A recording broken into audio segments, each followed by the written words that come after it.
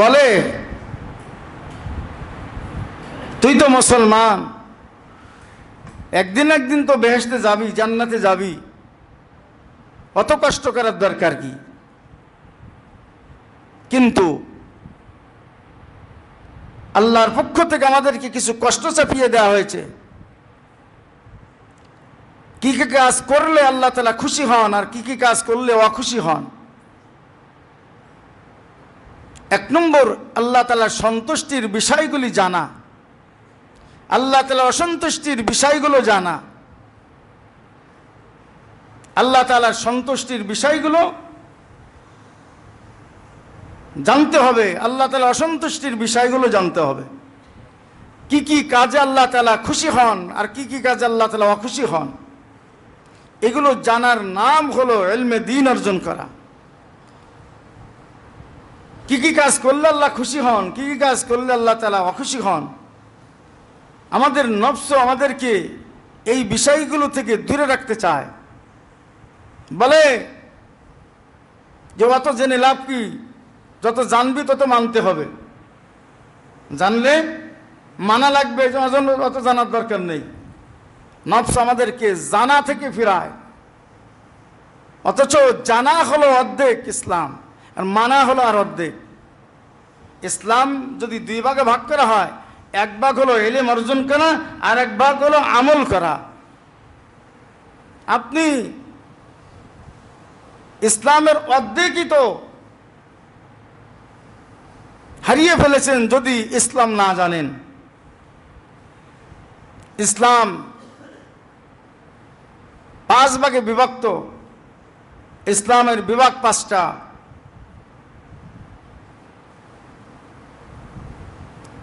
আমাদের দেশের বিভাগ যেমন 8টা। কয় বিভাগ? 8 বিভাগ। ইসলামের বিভাগ এরকম 5টা। আমাদের যেমন 64টি জেলা আছে, ইসলামের এরকম জেলা আছে 77টা। আমাদের সেক্রেটারি সাহেবের দোকানে ওই 77 শাখার একটা পেনা ঝোলানো আছে, দেখবেন। আমার প্রাণপুর শায়েখ দামাত বরকাতুন আলিয়া এটা কোরআন হাদিসের আলোকে ফুরুউল ঈমান, শুআবুল ঈমান, ঈমানের 77 শাখাকে সংক্ষেপে মানুষকে জানা এবং বোঝার জন্য, নিজের জীবনকে যাচাই বাছাই করার জন্য যে আমার মধ্যে ঈমানের কয়টা শাখা আছে অথবা নাই, এইটা জানা এবং বোঝা বিবেচনার জন্য এটা তৈরি করেছেন। এগুলো প্রত্যেকের ঘরে ঘরে থাকা দরকার, যে আমি কয় % মুসলমান হতে পেরেছি আর কয় % পারিনি, আমি কত ভাগ মুসলমান হতে পেরেছি আর কত ভাগ পারিনি, আমি কতটুকু মুসলমান না হয়ে আমি নিজেকে সফল মুসলমান ভাবছি। অথচ আল্লাহ তাআলা বলে উদখুলু ফিস সিলমি কাফা, তুমি পরিপূর্ণ মুসলমান হয়ে যাও। পরিপূর্ণ মুসলমান হতে গেলে ইসলামের 5 বিভাগ এবং 77 শাখার ইলম এবং আমল করতে হবে। ইসলামের 5 বিভাগ।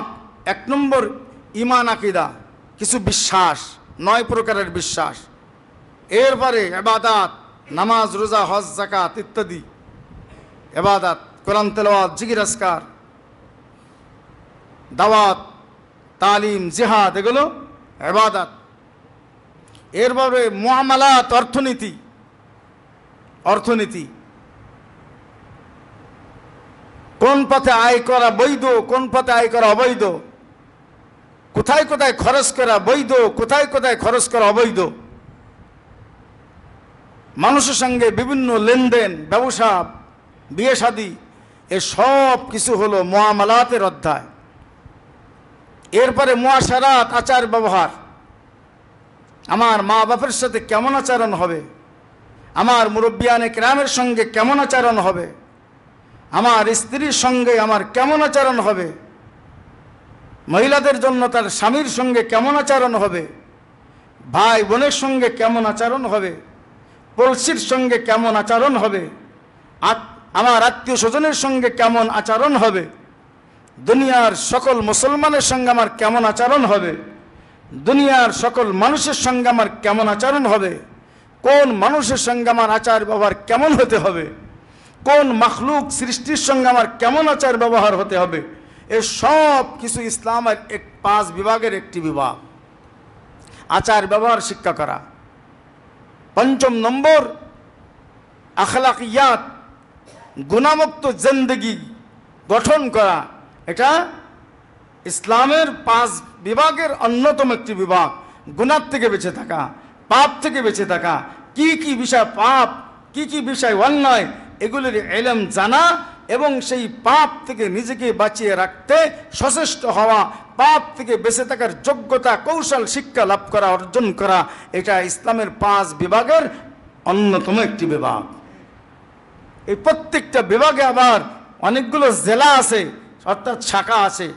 এই শাখাগুলো হলো সব মিলে 77টা। কয়টা বলেন? 77 শাখা। প্রত্যেক শাখায় আবার বহু প্রশাখা আছে, বহু মাসলা মাসাইল আছে। যেমন প্রতিটা জেলায় অনেকগুলো উপজেলা থানা থাকে, প্রতিটা উপজেলা থানায় অনেকগুলো ইউনিয়ন থাকে, প্রতিটা ইউনিয়নে অনেকগুলো গ্রাম থাকে, প্রতিটা গ্রামে অনেকগুলো মহল্লা থাকে, প্রতিটা মহল্লায় অনেকগুলো বাড়ি পরিবার থাকে, প্রতিটা পরিবারে অনেকগুলো সদস্য থাকে।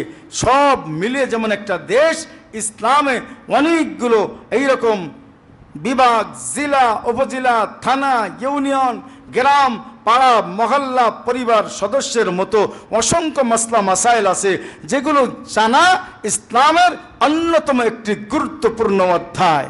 এইটা নফস শিখতে দিতে চায় না, বলে অত জানার দরকার নাই।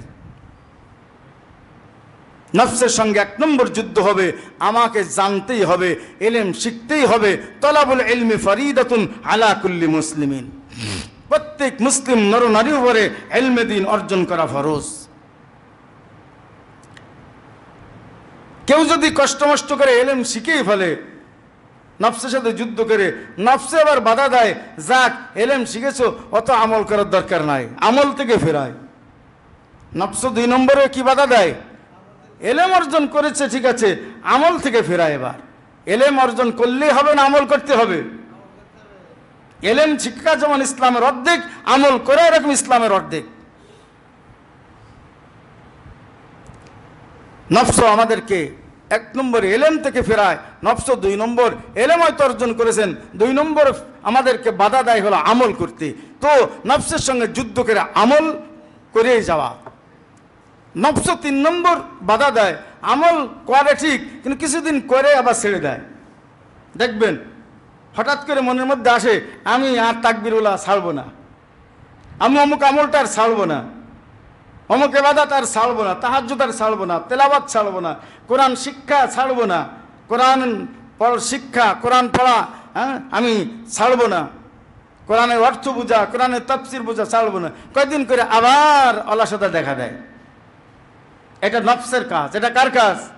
নফসের কাজ। তো নফসের বিরুদ্ধে যুদ্ধ করে বলে না, ইসলাম তো আমাকে শিখিয়েছে যেমন ইলম শিখতে হবে, ইলম আমল করতে হবে, আমল শুধু কয়েকদিন করে ক্ষান্ত দিলে হবে না, এই আমল এর উপরে আমাকে ইস্তেকামত অর্জন করতে হবে, অর্থাৎ দৃঢ়তা অর্জন করতে হবে, আমার যেন আমল থেকে কোনো দিন না ছুটে যায়।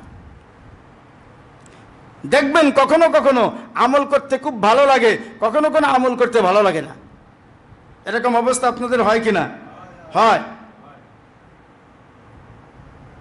কিতাবে আসছে এই অবস্থাকে বলা হয় হালাতে বস্ত আর হালাতে কবজ। জোয়ার আর ভাটি, নদীতে জোয়ার আর ভাটি আসে না, মানুষের দিলের মধ্যে আমলের আগ্রহের জোয়ার আসে, আবার কখনো কোনো ভাটি আসে। মাশায়েখগণ বলেন যে যখন জোয়ার আসে তখন তো সবার করতে মনে চায়, সে এবং করেও, কিন্তু যখন ভাটি লাগে করতে ভালো লাগে না, আমল করতে ভালো লাগে না, আমলের প্রতি অনীহা এসে যায়। বুঝতে হবে ওইটাই হলো মূল পরীক্ষার জামানা। ওইটাই কি বলেন? মূল পরীক্ষার জামানা। আল্লাহর পক্ষ থেকে যে পরীক্ষা আমাদেরকে নেওয়া হচ্ছে, সে পরীক্ষাটা হলো যে ইবাদত করতে ভালো লাগে না, গুনাহ থেকে বাঁচতে ভালো লাগে না। যখনই এরকম অবস্থার সম্মুখীন আপনি হবেন, তখনই নিজেকে বলবেন, যে নফসকে বলবেন, হায় তোর তো এখন মূল পরীক্ষার সময় তো এইটাই, কাজেই এখন তোকে অবশ্যই এই আমল যুদ্ধ করে করতে হবে, মনের সাথে যুদ্ধ করে আমল যদি কষ্ট করে করি তাহলে আমি পরীক্ষায় জিতে গেলাম, আর না করি পরীক্ষায় ঠকে গেলাম। এর আগ পর্যন্ত যা করেছি মজা পেয়েছি তাই করেছি। আল্লাহ বলেন তুই কি মজার গোলাম না আমার গোলাম, এটা পরীক্ষা করার জন্য। তুই কি স্বাদের গোলাম না আমার গোলাম, এটা পরীক্ষা করার জন্য। আমি কখনো কখনো তোর দিল থেকে স্বাদ উঠায় নেই, আগ্রহ উঠিয়ে নেই। এই জন্য যে তুই আসলে আমলের দ্বারা আমাকে চাস নাকি তুই মজা চাস, এটা পরীক্ষা করতে চায়। 3 নম্বর ইস্তেকামাত। 4 নম্বর, নফস বাধা দেয়, নিজে খুব আমল করে কিন্তু নিজের সন্ততি নিয়ে ফিকির নাই, বিবি নিয়ে ফিকির নাই, পড়শি নিয়ে ফিকির নাই, উম্মত নিয়ে ফিকির নাই। এই উম্মত তো এমন এক উম্মত যে উম্মত বিশ্ব নবীর উম্মত, কিয়ামত পর্যন্ত অনাগত সব মুসলমানের জন্য এই উম্মতকে বাছাই করা হয়েছে। কুনতুম খায়রা উম্মাতিন উখরিজাত লিন-নাস, তোমাদেরকে অন্য সব উম্মত থেকে বাছাই করে মুহাম্মদ সাল্লাল্লাহু আলাইহি ওয়াসাল্লামের উম্মত বানানো হয়েছে। কেন?